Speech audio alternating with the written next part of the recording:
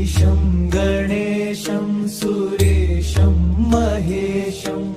शिवं शङ्करं शम्भुमीशानमीडे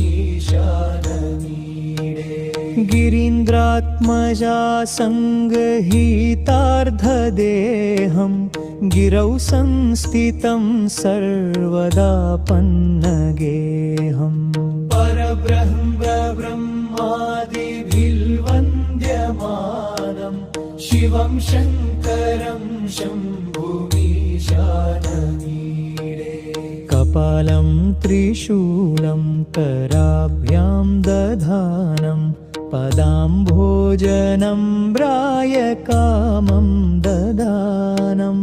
बलिवर्धमानं सुराणां प्रधानं शिवं शङ्करं शम्भुमीशानमीडे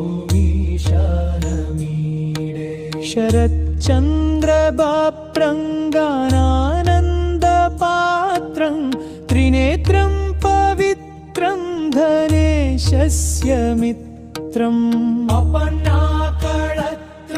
सदा सच्चरित्रं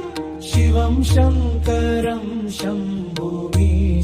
शम्भुमीशानमीडे हरं सर्पहारं चिताभुविहारं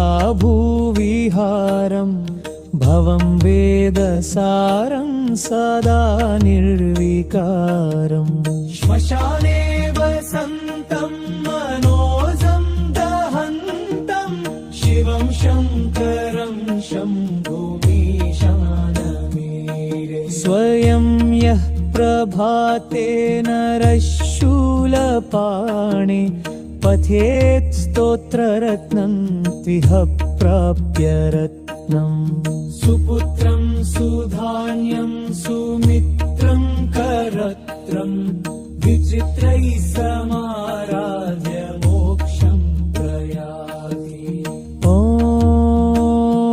नमः शिवाय ॐ नमः शिवाय शिवं